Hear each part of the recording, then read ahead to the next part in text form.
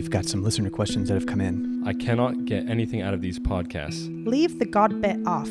I don't like the way Pearl speaks to Serene. Please stay on topic and discuss relevant information. Peeing in the shower is not relevant. Would you say, Serene, that we shall bring something to accommodate those who have griefs? I think that we should be accommodating, and from me, I would like to be more accommodating. What I learned, if you're going to do what you've always done, you're going to get what you've always got. But I felt like I had breakthroughs personally. I like to hear about your growth, Danny. Always bring your growth here, Dan. We go through many different seasons that what is happening to their bodies is an erratic up and down of hormones, up and down, up and down.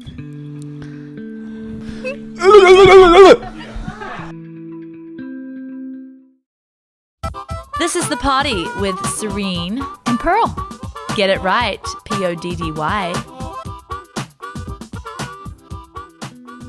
Welcome back to the Trim Healthy Podcast. It is noon here on the hilltop. The weather is sunny with a little bit of clouds. And today we are going to bring you a show. First up on the Trim Healthy Podcast is Arden Allison and Leslie Mortimer Wallace. Please come to the blue couch to my left, and they're going to be bringing us some questions. Guys?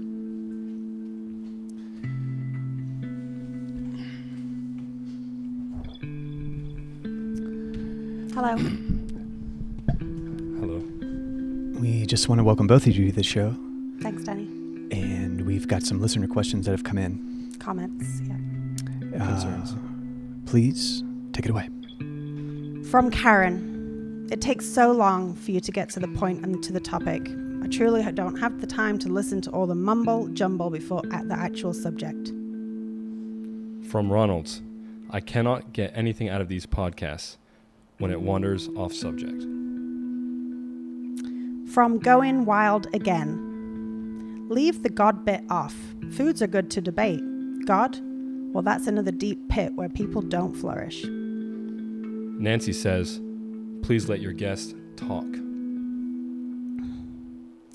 Daniela says, I have the hardest time listening to the podcast anymore because I can't handle the interruptions of each other. I thought I'd try again, but I just can't. Rhonda says, I don't like the way Pearl speaks to Serene. From Joan.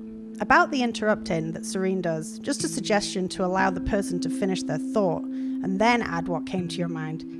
It makes it easier for the listener to understand all the information. Deanna, the rabbit trails and sarcasm were just too much for me to finish the podcast.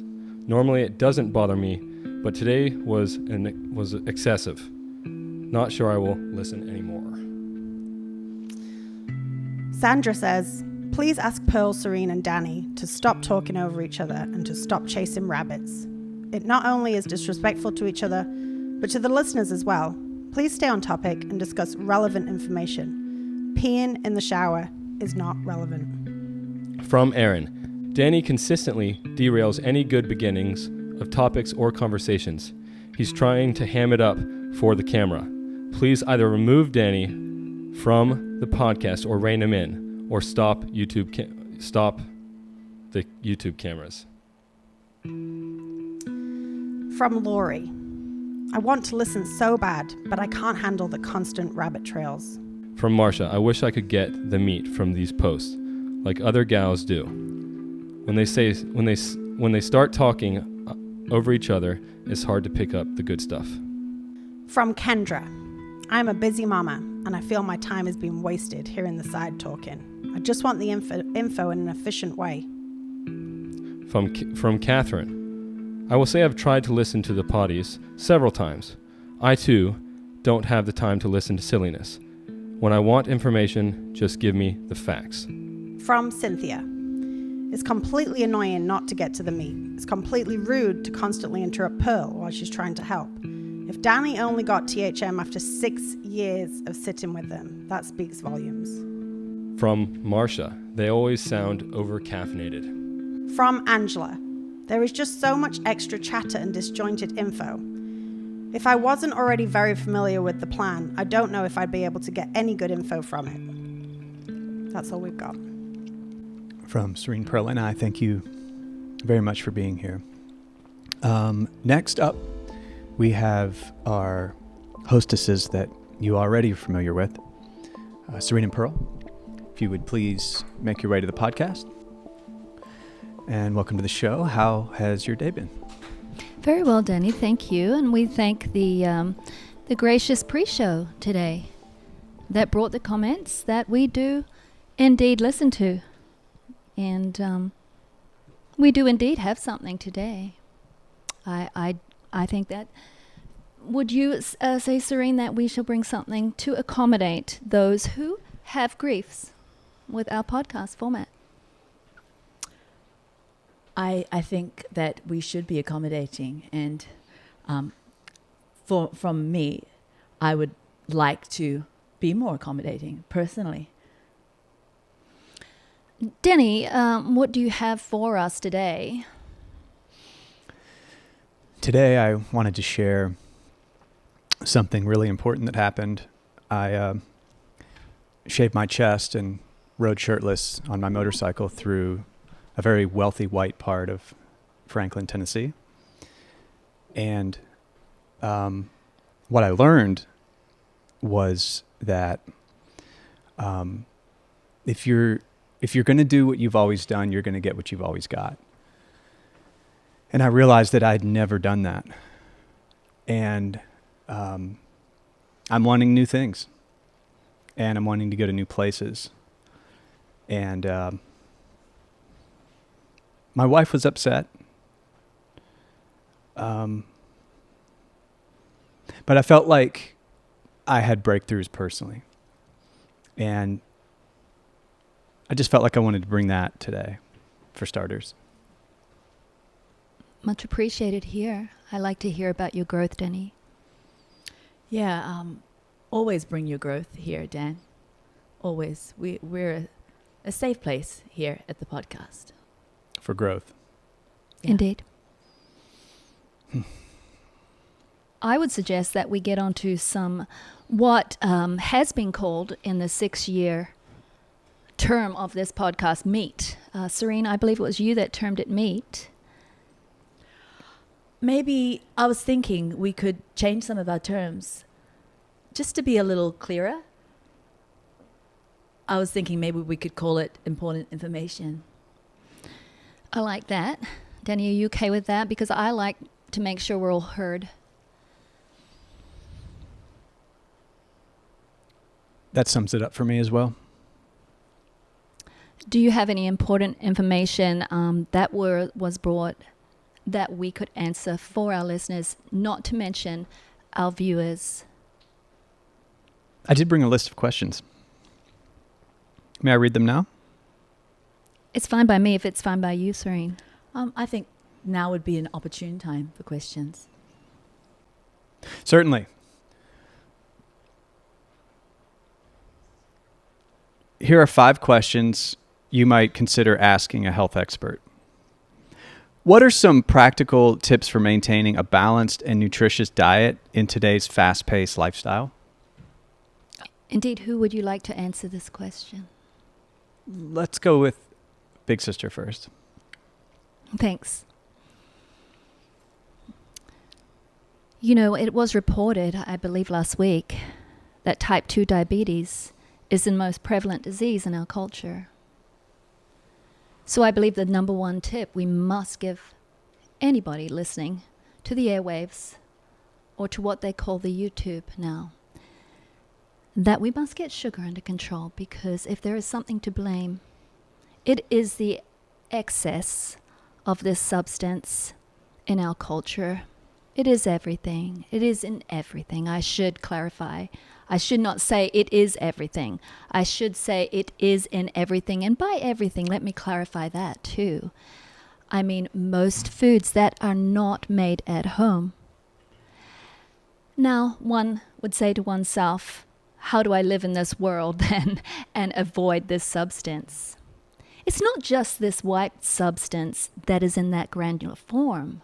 For yes, That is a pound of sugar you might buy, but it is the unseen ways it comes in our food. White flour, for example, raises our blood sugar just like white sugar. And one might feel quite disappointed and overwhelmed, thinking, I'm a slave to this substance. How do I get off it? And I believe that is what we have talked about in our books, which started with Trim Healthy Mama. Then we went to the Trim Healthy Mama cookbook. Then we went to the Trim Healthy Plan. I believe after that it was the Trim Healthy Beginner's Guide, followed by Trim Healthy Table. Then there was a book by our niece and Serene's daughter-in-law, showing how we could replace said sugar in our diet with healthy alternatives. I hope that sums it up for you, Danny. Thank you, Pearl. Serene, I have another question for you. How can individuals effectively manage stress and promote mental well-being through lifestyle choices and daily habits? That is a very loaded question, Danny. I need to take some time to think about it so that I cover all of the aspects of such a very, very huge question. Would you mind if I just take a few seconds just to get to the full scope of, I would like to answer very thoroughly. I believe that it is very important to manage one's stress because stress is a factor in the obesity syndrome today.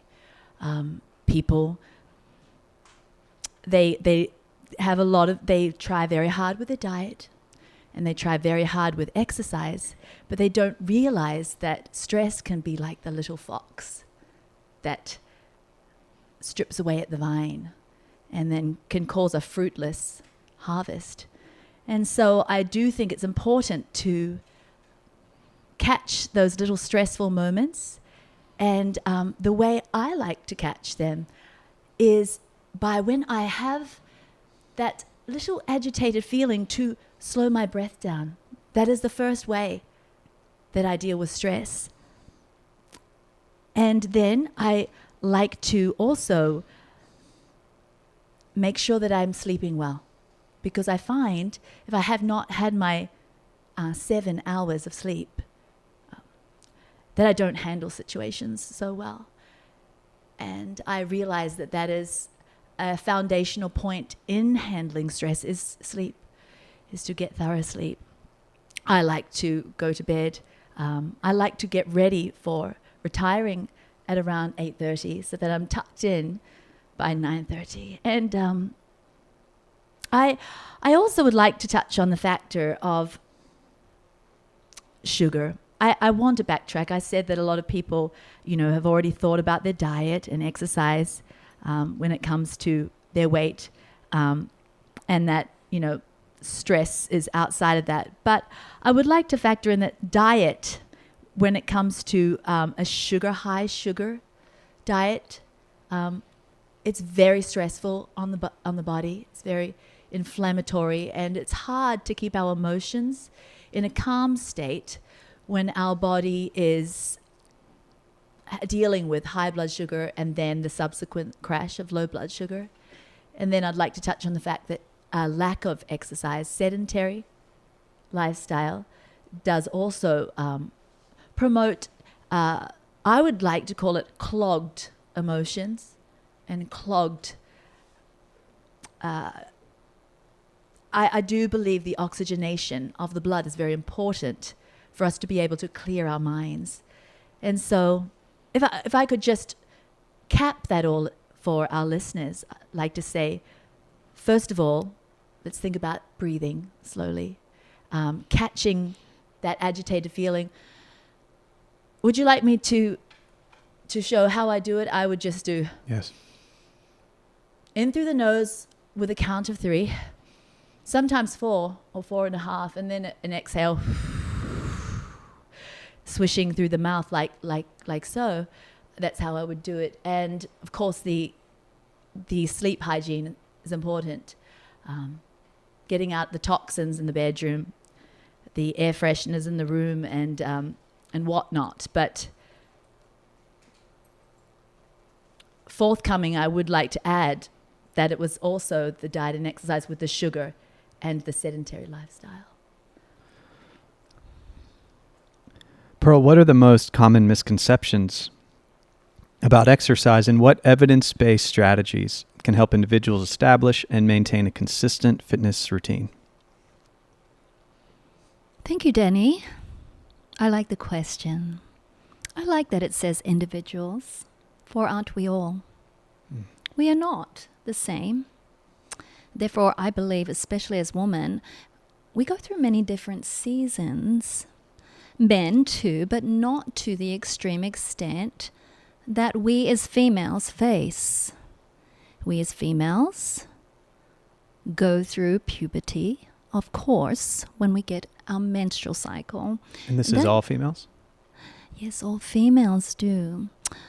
And then they go through premenopause, which lasts really up until the age of 35. And many women do not realize, but they enter into what is called perimenopause, where oftentimes cycles change, an accumulation of belly fat ensues, cortisol rises, and many women do not understand that what is happening to their bodies is an erratic up and down of hormones, up and down, but on a slow trajectory towards down. Now,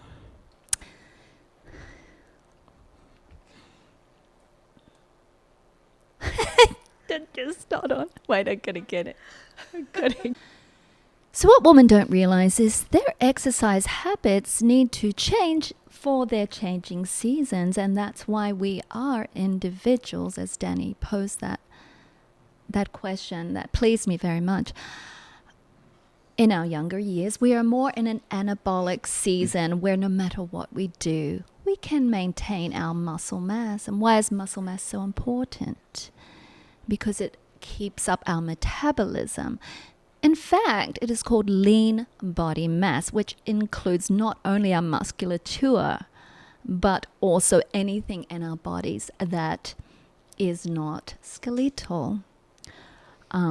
But not counting fat, of course. It is our lean body mass.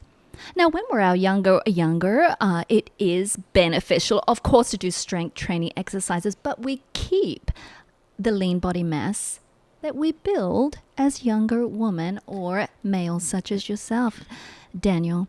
But then at the age of 30, we start to lose that year by year. It happens and there's no stopping it. It shall happen.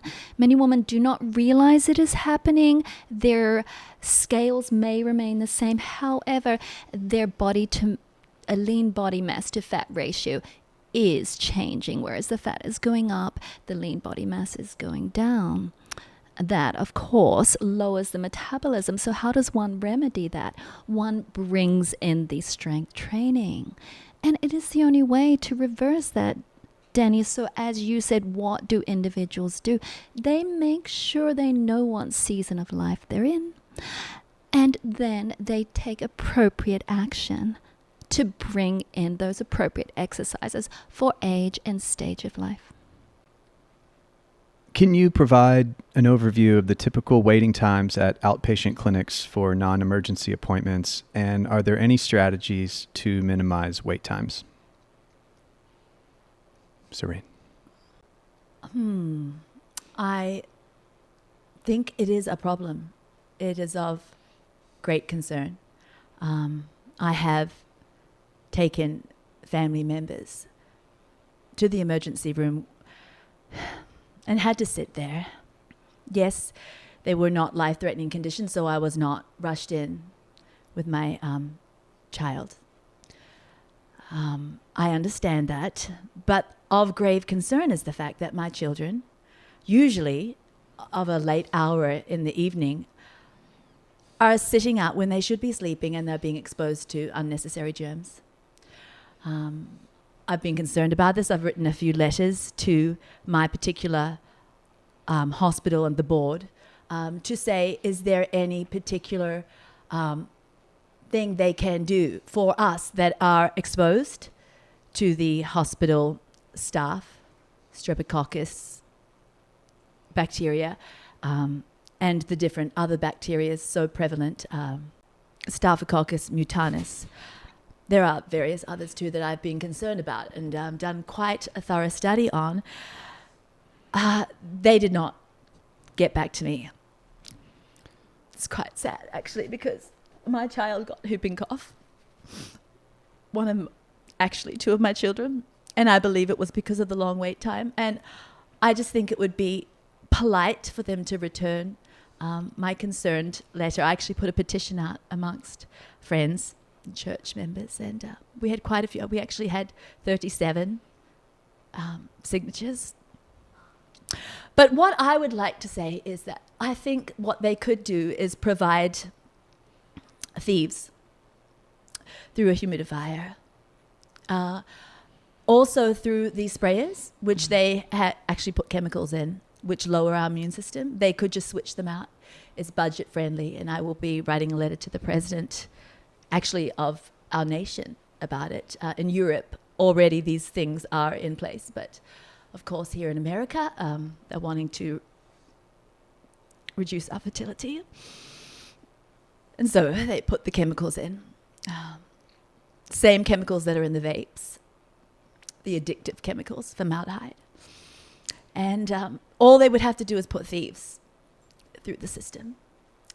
I would also like it if they could provide not only the Gideon's Bible that they have there, but I would also like them to provide a handbook, a laminated handbook that they have disinfected with thieves.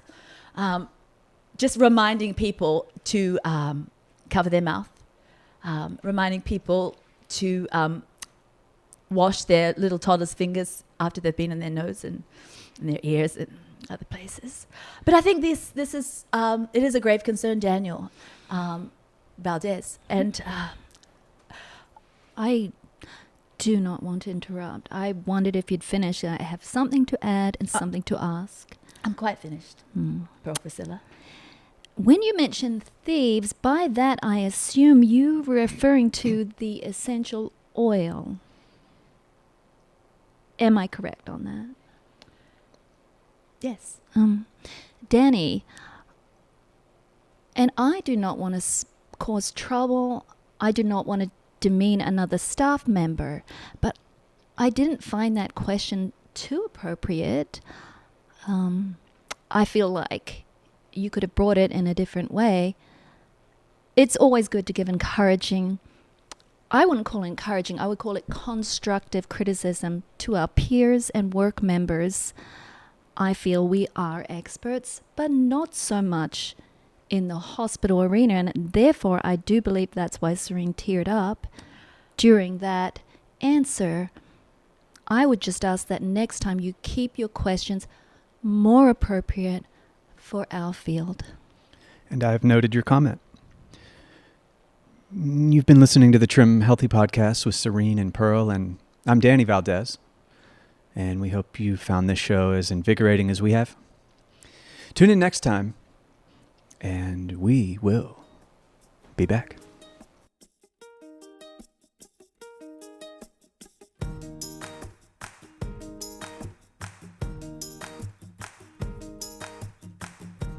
Up and down of hormones, up and down, but on a slow trajectory towards down. Just hold on. Wait, I'm gonna get it. I'm gonna get it. You put me off. Sorry, hold on. He didn't break. Yeah, the tension is so thick. The different other bacteria is so prevalent. Staphylococcus. Wait, let's rewind that. Staphylococcus mutanus. Here in America, they're wanting to reduce our fertility. Sorry.